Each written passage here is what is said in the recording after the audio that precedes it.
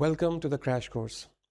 आज हमारी crash course series का लेक्चर नंबर 3 है और आज हम एक्सरसाइज को डिस्कस करेंगे। लेकिन एक्सरसाइज डिस्कस करने से पहले हमने जो चैप्टर में पढ़ा हुआ है उसको हम एक दफ़ा रिव्यू कर लेते हैं। ओके, तो हमने अभी तक जो है वो specific heat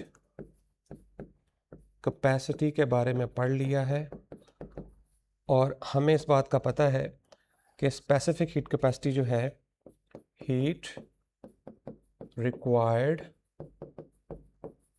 for 1 kilogram of a substance.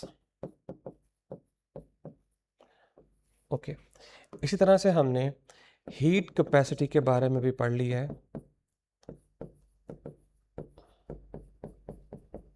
Heat capacity क्या है? Heat required for any amount of a substance। इस तरह से हमें ये भी पता है कि इसका फॉर्मूला जो है दैट इज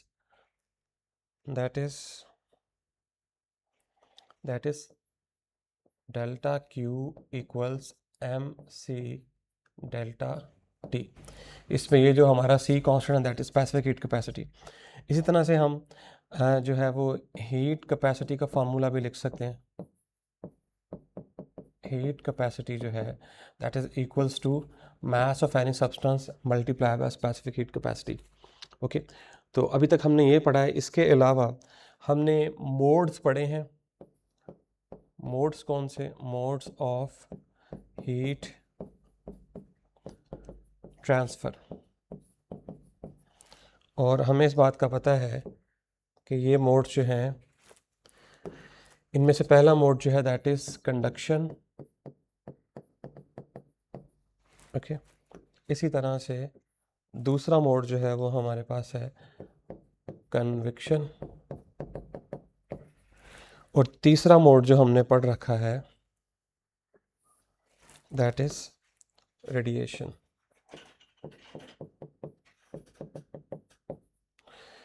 ओके, तो ये 3 मोड्स पढ़ लिए। इसके साथ साथ हमने जो है वो ग्लोबल वार्मिंग के बारे में पढ़ लिया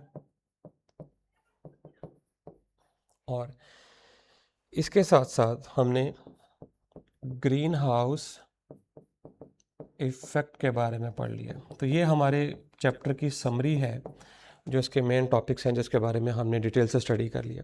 तो अब हम इस चैप्टर की एक्सरसाइज को जो है वो डिस्कस करेंगे। ओके, आई होप सो कि अगर आपने नोट करना है तो नोट कर लें। आगे मूव करते हैं।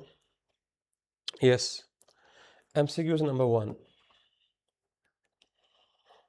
यस, एमसीक्यूज नंबर 1 अगर आप देखें तो आपसे कह रहा है why is water used as radiators of automobile as coolant. तो हम क्यों ऑटोमोबाइल्स जो हमारी गाड़ियां हैं उनमें हम वाटर को एज अ कूलेंट जो है वो क्यों यूज़ करते हैं, उसके पीछे क्या वजह है? तो आपको इस बात का पता है कि वाटर जो है इसकी लार्ज स्पेसिफिक हीट होती है। लार्ज स्पेसिफिक हीट, और लार्ज स्पेसिफिक हीट का मतलब है can absorb large amount of heat. तो इसलिए ये लार्ज अमाउंट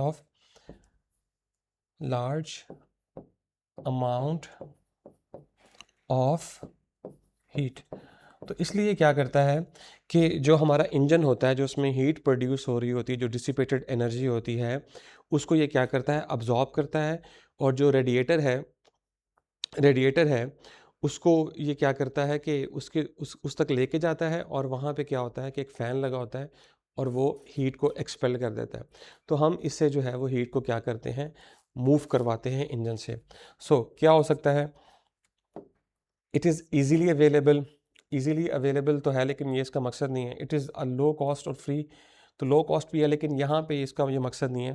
तो इसका सही ऑप्शन है it has large amount of specific heat. इसकी स्पेसिफिक हीट कैपेसिटी जो है वो बहुत ज़्यादा होती है, और अगर आपको याद हो तो ये 4200 जाउल पर किलोग्राम पर केल्विन होती है। ओके, तो इसका सही राइट आंसर है लार्ज स्पेसिफिक हीट। ओके, हम अब आगे मूव करते हैं।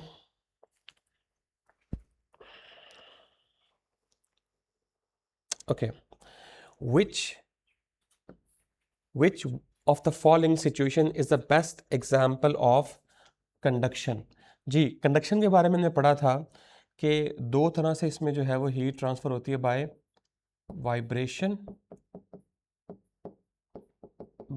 वाइब्रेशन ऑफ एटम्स, और दूसरा तरीका क्या था, बाय फ्री इलेक्ट्रॉन्स, अगर वो मेटल्स हैं तो। ओके, तो हमने देखना है कि कौन सी सिचुएशन जो है वो कंडक्शन को एक्सप्लेन कर रही है।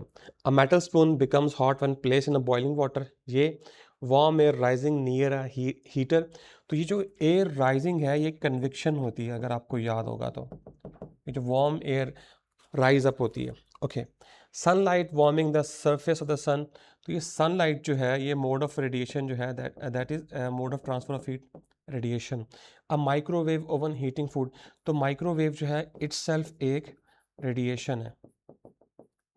तो इन तीनों में से तो कोई भी नहीं है, लेकिन ये जो मेटल स्पून है, ये देखिए मेटल की बात आ गई, तो मेटल के पास जो है वो एटम्स भी हैं और इसके साथ साथ फ्री इलेक्ट्रॉन्स भी मौजूद हैं। ठीक है, becomes hot when place in boiling water, अगर आप बॉइलिंग वाटर में एक मेटल स्पून रखते हैं तो उसका जो हैंडल होता है वो वार्म हो जाता है। क्यों वार्म होता है? कंडक्शन ऑफ हीट की वजह से। तो इसका सही आंसर जो है वो ये है, ए। फाइन, तो आई होप सो कि आपको ये एमसीक्यूज भी अंडरस्टैंड हो गया होगा। आगे चलते हैं।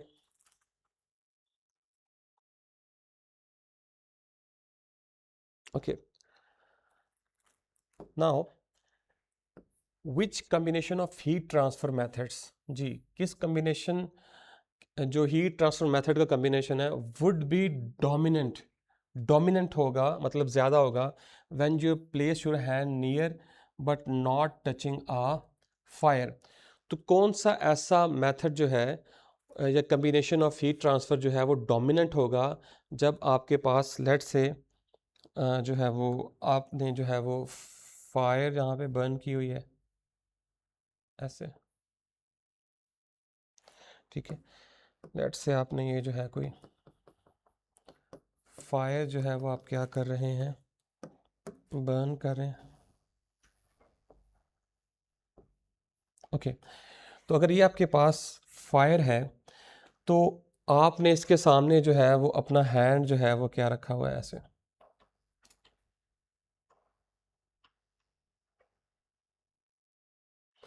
ओके, सो नाउ अब आपने ये बताना है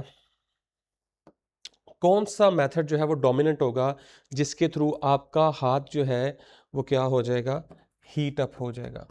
ठीक है, ओके, तो हमें पता है कि तीन तरह के मेथड्स होते हैं, कंडक्शन, कन्वेक्शन एंड रेडिएशन। लेकिन अगर आप इस बात को देखें कि जो कंडक्शन है वो टच किए बगैर तो नहीं हो सकती, तो एक बात तो हम श्योर है हमें कि कंडक्शन तो नहीं हो सकती। तो कौन कौन से पॉइंट्स हैं? तो the first one is conduction and radiation. तो क्योंकि वो टच नहीं कर रहा, उसने कहा है कि आप टच नहीं कर रहे, तो इसका मतलब है ये ऑप्शन तो नहीं हो सकता। फिर देखें convection and conduction, again conduction आ गया तो ये भी नहीं हो सकता। ओके, फिर आ गया रेडिएशन एंड कन्विक्शन, हम इसे देख लेते हैं। उसके बाद देखें कंडक्शन एंड इंसुलेशन, तो ये भी नहीं हो सकता। तो आपका जो आंसर है वो सी होगा, कंडक्शन एंड कन्विक्शन। तो इसके थ्रू जो है वो क्या हो सकता है, आपका हाथ गर्म हो सकता है, क्योंकि जो रेडिएशंस हैं in the form of electromagnetic waves तो आ रही हैं, इसके साथ साथ जो हमारे पास कन्वेक्शन करंट्स होते हैं वो ऊपर की तरफ उठेंगे ऐसे, जिससे हमारा रूम का टेम्परेचर जो है वो ड्रॉप होगा। तो उसकी वजह से भी आपका हाथ जो है जब उसके साथ थर्मल इक्विलिब्रियम में आएगा तो उसको कुछ ना कुछ इफेक्ट होगा। तो इसका सही ऑप्शन जो है, अगर आप टच नहीं कर रहे, तो फायर से जो आपकी तरफ हीट ट्रांसफ़र हो रही है वो या तो कन्विक्शन से हो रही है या फिर रेडिएशन से हो रही है। Okay, clear. ओके, आगे मूव करते हैं। नंबर 4 है, if the same amount of heat energy is supplied to equal masses. अब यहाँ सिचुएशन देखें ज़रा कि हमारे पास दो जो हैं वो मैसेज हैं और उनकी जो अमाउंट है वो इक्वल है। ओके, एक जो है वो वाटर है, ओके, और दूसरा जो है वो कॉपर है। Okay, why does the temperature of copper increases faster? जी, तो आप देखें कि इसमें से जो कॉपर है उसका जो टेम्परेचर है वो जल्दी से बढ़ता है एज कंपेयर टू वाटर। उसकी रीज़न ये है कि specific heat of specific heat of water, W stand for water and C stand for specific heat capacity, is greater than specific heat capacity of copper.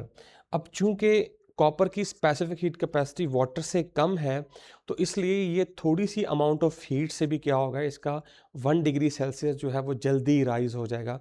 इस वजह से जो copper है उसकी लेस स्पेसिफिक हीट कैपेसिटी की वजह से copper जो है उसके टेम्परेचर में increment as compare to water जो है वो जल्दी आता है। देखें, copper has lower specific heat capacity, यही हमने देखा है, लेकिन बाकी भी देख लेते हैं। What is a poor conductor of heat? No. Convection in water dissipates? No. Radiation from water is stronger? No. तो इसका सही ऑप्शन जो है वो ए है, copper has low specific heat capacity. Fine, आगे चलते हैं। ओके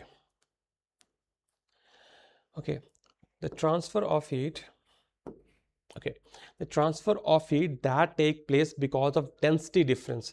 जी, डेंसिटी डिफरेंस की वजह से जिस तरह से हीट फ्लो करती है वो मैकेनिज्म कौन सा होता है? तो आपने दो तरह की जो है वो पढ़ी हुई हैं ब्रीजेस, एक आपने पढ़ी है लैंड ब्रीज, ओके, इसी तरह से सी ब्रीज। उसमें आपने देखा था कि जो जो एयर है वो क्या करती है, वो फ्लो करती है नाइट टाइम जो है वो फ्लो करती है लैंड टू सी, और डे टाइम जो है वो सी टू लैंड। तो इसे लैंड ब्रिज और सी ब्रिज कहते हैं, और ये होता है डिफरेंस ऑफ डेंसिटीज़ की वजह से। दोनों रीजन में जो हमारे पास एयर डेंसिटी है वो जब डिफ्रेंशिएट करती है, उस डिफरेंस की वजह से जो है वो हाई डेंसिटी से लो डेंसिटी की तरफ जो है वो ब्रीज मूव करती है। तो अब यहाँ पे देखें तो आपको ये पता चलेगा कि जो है वो बल्क मूवमेंट ऑफ मॉलिक्यूल्स हो रही है। तो बल्क मूवमेंट ऑफ मॉलिक्यूल्स कौन सा जो है वो मोड होता है? कन्वेक्शन। तो इसका सही ऑप्शन जो है वो कन्वेक्शन है, डेंसिटी डिफरेंस की वजह से जो हीट फ्लो करती है। ओके, हम आगे मूव करते हैं। Which of the following statements best explains why the earth experiences more heat from the sun than the moon despite being almost the same distance away? Okay, तो let's say कि अगर ये हमारी अर्थ है, अगर ये हमारी जो है वो अर्थ है, तो क्वेश्चन ये है, और ऑलमोस्ट ये जो है वो ऑर्बिट है हमारे मून का। ओके, तो यहाँ कहीं हमारा मून है लेट्स से। तो क्वेश्चन ये है कि जो हीट आ रही है हमारे पास सन की तरफ से, तो ये हमारा जो है वो सन है, तो यहाँ से जो हीट आ रही है अर्थ के ऊपर और मून के ऊपर, तो ये तो हीट इक्वली आ रही है। तो why does it is so that कि अर्थ जो है वो वार्म अप होती है जबकि मून का टेम्परेचर चेंज नहीं होता? उसकी पहली रीज़न है ये है कि जो मून है, नो एटमॉस्फेयर, इसके पास कोई एटमॉस्फेयर नहीं है, जिसकी वजह से इसके पास ग्रीन हाउस गैसेस भी नहीं है, और ग्रीन हाउस गैसेस नहीं है जिसकी वजह से ये जो है वो हीट को ट्रैप नहीं कर पाता। लेकिन अगर आप देखें तो जो हमारी अर्थ है उसके पास जो है वो उसके पास जो है वो ग्रीन हाउस गैसेस की एक लेयर है जो कि उसको हेल्प आउट करती है हीट को स्टोर करने के लिए। तो इसका सही ऑप्शन क्या होगा? Earth is better conductor than moon? No. Okay, the earth has greater green house gases, the moon reflects most of the sun's radiation, moon traps heat effectively. तो इसका सही ऑप्शन है the earth has green house gases. और आपको याद होगा कि कौन कौन सी ग्रीन हाउस गैसेस थी हमारे पास? अगर आप क्विकली रिवाइज करें तो CH4, yes, CO2 and H2O but in vapour form. Fine, तो ये हमारी ग्रीन हाउस गैसेस थी। आगे चलते हैं।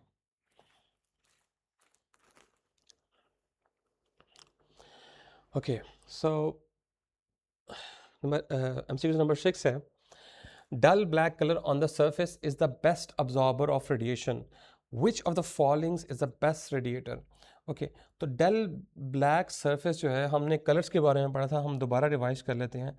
एक आपके पास जो है वो प्योर ब्लैक कलर होता है, देन आपके पास डल ब्लैक होता है, ठीक है, फिर आपके पास वाइट होता है, और आपके पास जो है वो शाइनी कलर होता है, शाइनी सरफेस कह लें।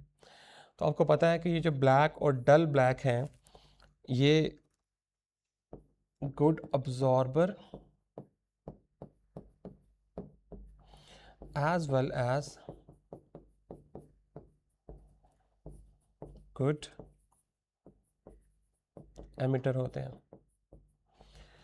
तो इनमें से जो रेडिएटर, अच्छा, एमिटर जो है उसको हम रेडिएटर भी कह सकते हैं। ये दोनों लफ्ज़ जो है वो इंटरचेंजेबली जो है वो यूज़ होते हैं। ओके, तो डल ब्लैक सरफेस शाइनी जो है वो रिफ्लेक्टर होता है। रेड कलर सरफेस जो है वो भी कुछ ना कुछ अब्जॉर्ब करती है, लेकिन एज़ कम्पेयर टू ब्लैक कम अब्जॉर्ब भी करती है और रेडिएट भी करती है। तो वाइट सरफेस जो है ये एक अच्छा रिफ्लेक्टर है ये भी। तो इसका सही ऑप्शन जो है वो ए है, डल ब्लैक सरफेस। जो गुड अब्जॉर्बर होगा वही गुड एमिटर भी होगा। Fine, okay.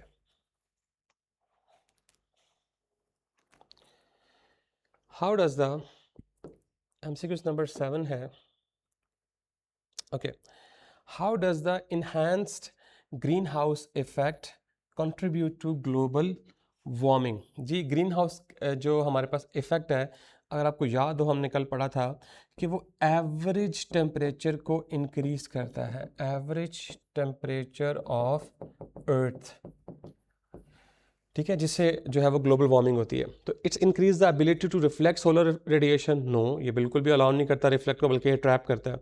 It traps more heat in the earth atmosphere raising global temperatures. Okay, ये हो सकता है। It blocks ultra violet rays from entering the atmosphere? No, हमने कल पढ़ा था कि अल्ट्रा वायलेट रेज के लिए जो हमारा ग्रीन हाउस एनवेलप होता है वो ट्रांसपेरेंट होता है, वो उसको गुजरने देता है। Okay, it increases the earth's rotation speed? No, it has no effect on earth rotation speed. Fine, causing heat buildup? No, ऐसा कुछ भी नहीं है। तो इसका सही ऑप्शन जो है वो बी है। ओके, आपको ये पता है कि ग्रीन हाउस की वजह से ही तो ये जो हम सोलर रेडिएशन है उसको रिफ्लेक्ट बैक नहीं कर पाते, बल्कि वो ट्रैप हो जाती हैं। तो इसका सही ऑप्शन बी है कि वो ट्रैप्स मोर हीट करता है। Okay, fine. Okay, now we are going to short questions. Okay, where will you get more heat from the wood fire? Let's say you have some sort of woods. आपके पास जो है वो woods हैं. Okay, some block of woods. Okay,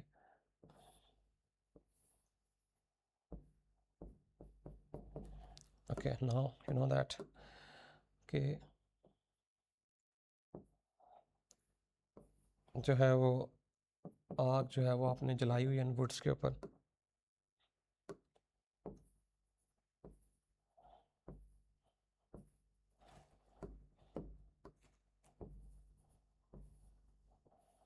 okay, तो आपने ये बताना है कि हमें जो हीट मिलेगी क्या वो अबव मिलेगी या लो मिलेगी? मतलब एक ये पोजीशन है और एक सामने है। तो किस पॉइंट पे इसे आप कह लें पोजीशन नंबर 1 और इसे आप कह लें पोजीशन नंबर 2, तो किस जगह पे आपको जो है वो ज़्यादा हीट जो है वो मिलेगी? तो अगर आप सामने देखें तो इस वाले हिस्से पे जो रेडिएशन आ रही है, सॉरी, जो हीट आ रही है वो थ्रू रेडिएशन आ रही है। फाइन। लेकिन जो आपके पास ये नंबर 2 वाला हिस्सा है, यहाँ पे दो तरह से आ रही है। यहाँ पे in the form of radiation भी आ रही है एंड, और आपको पता है कि कन्विक्शन करंट्स भी ऊपर की तरफ उठते हैं, और यहाँ पे कन्विक्शन की वजह से भी आ रही है। तो आपको, अगर आप किसी फायर के ऊपर हाथ रखते हैं तो आपके पास दो तरह से हीट पहुंच रही है, रेडिएशन के थ्रू भी पहुंच रही है और कन्वेक्शन के थ्रू भी पहुंच रही है। लेकिन अगर आप उसके सामने बैठ जाते हैं तो सिर्फ और सिर्फ रेडिएशन के थ्रू जो है वो हीट आप तक पहुंच रही है। ओके, तो ये इसका सही आंसर होगा। ओके, सो नेक्स्ट है हमारे पास, why is the metallic handle of a door colder than the wood of the same door when touch? जब आप किसी मेटालिक जो हैंडल को टच करते हैं तो उससे क्या होता है कि जो मेटल्स हैं, वो डायाथर्मिक होती हैं। डायाथर्मिक होती हैं। डायाथर्मिक का मतलब होता है कि कंडक्ट्स हीट्स, वो हीट को क्या करती हैं?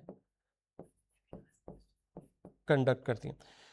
तो हीट को कंडक्ट करती हैं, जिसके जैसे ही आप मेटल के हैंडल को पकड़ते हैं तो आपके हाथ की जितनी भी हीट होती है वो उस मेटल के जो नॉब होती है उसके अंदर क्या होती है?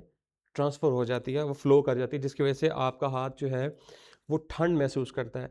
लेकिन अगर आप किसी इंसुलेटर को पकड़ते हैं तो इंसुलेटर जो है वो एक अच्छा कंडक्टर नहीं होता, मतलब कि वो नॉन डायाथर्मिक सब्सटेंसेस होती हैं, इस वजह से आपकी जो हीट होती है वो उसके अंदर फ्लो नहीं करती। Okay okay, why should be wear dark colour clothes?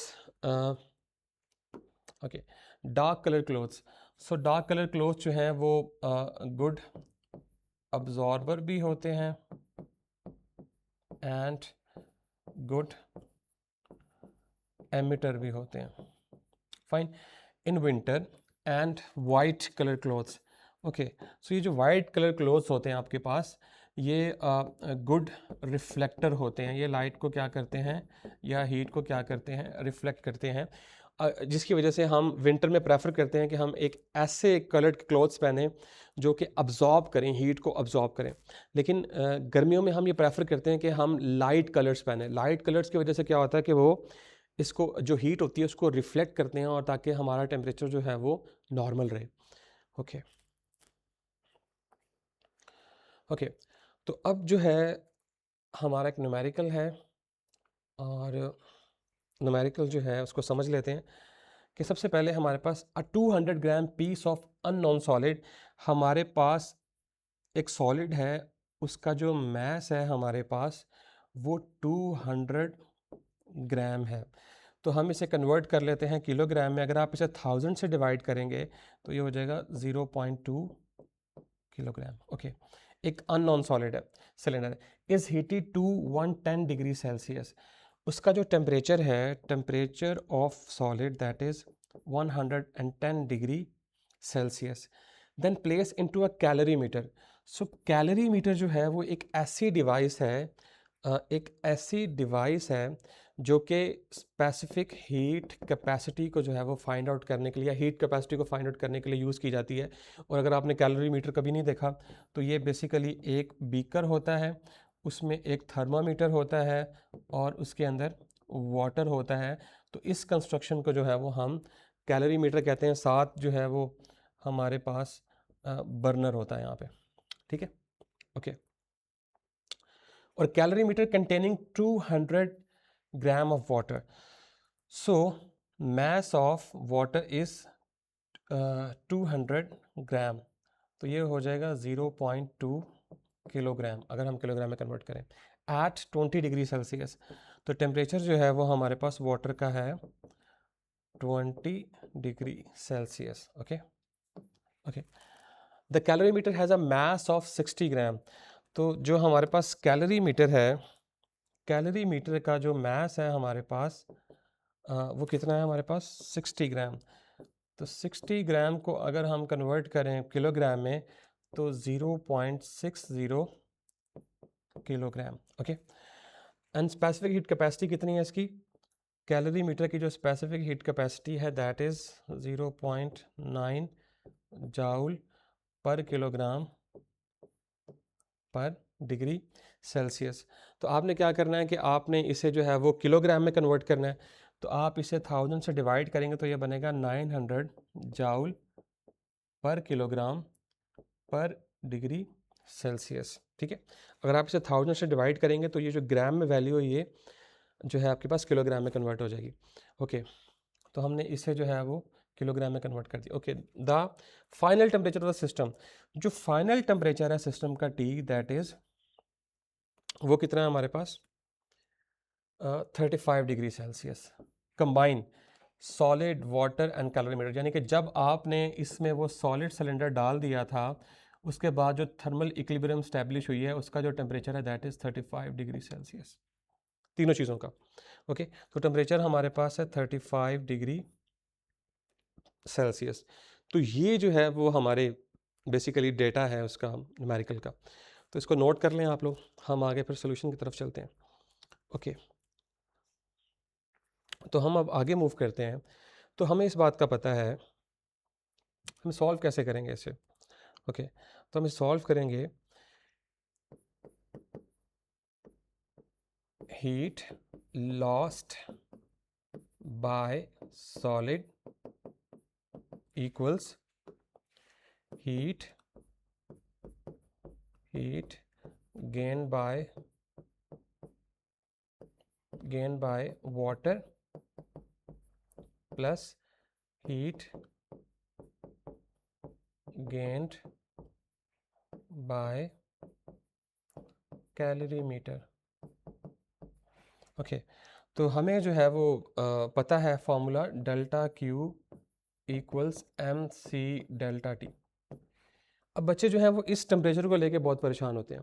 तो आपने ये याद रखना है कि delta T is actually T2 minus T1। तो आपने ये याद रखना है कि जो T2 टेम्परेचर होगा ये हमेशा ज़्यादा होगा T1 टेम्परेचर से। जो ज़्यादा टेम्परेचर होगा उसको हम कम टेम्परेचर से क्या करेंगे, माइनस करेंगे। तो यहाँ पे हम वैल्यूज़ पुट कर लेते हैं। ओके, तो heat loss by solid delta Q किसके बराबर होगा, एम एस यानी mass of solid, specific heat capacity of solid, okay, and delta T. अब टी जो है वो हमने देखना है कि कौन सा टी था। तो चूंकि हमारा जो सॉलिड सिलेंडर था उसका 110 डिग्री सेल्सियस टेम्परेचर था तो वो ज़्यादा था, ठीक है, माइनस जो बाद में इक्विलिब्रियम में हमारा टेम्परेचर इस्टेब्लिश हुआ।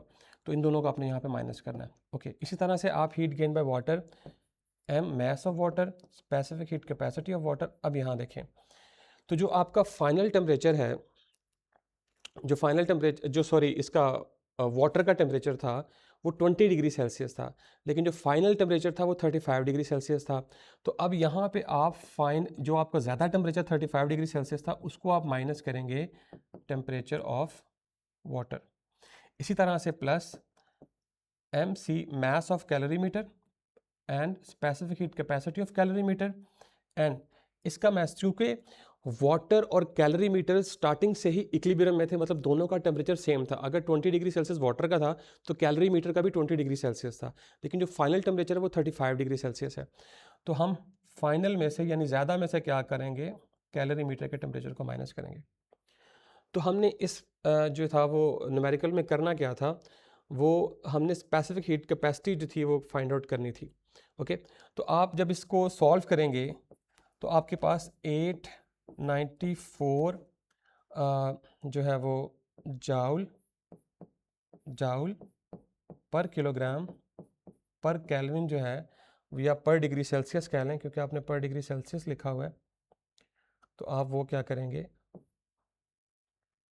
सॉरी पर डिग्री सेल्सियस। तो ये इसका जवाब आएगा। तो यहाँ से अब आपकी असाइनमेंट ये है कि मैंने आपको सारा डेटा तो बता दिया है, लेकिन मैंने आपको ये नहीं बताया कि आपने स्पेसिफिक हीट कैपेसिटी किसकी फाइंड आउट करनी है। तो आपने स्पेसिफिक हीट कैपेसिटी जो है वो सॉलिड की फाइंड आउट करनी है जो अननोन सॉलिड था। तो इसका जो आंसर होगा वो सी एस का ये आंसर बनेगा।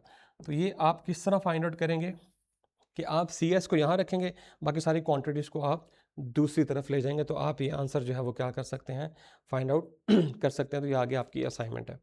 तो ये था आज का हमारा lecture. So I hope so कि आपको क्लैरिटी आ गई होगी कि हम किस तरह से स्पेसिफिक हीट कैपेसिटी या heat capacity of unknown solid materials find out कर सकते हैं।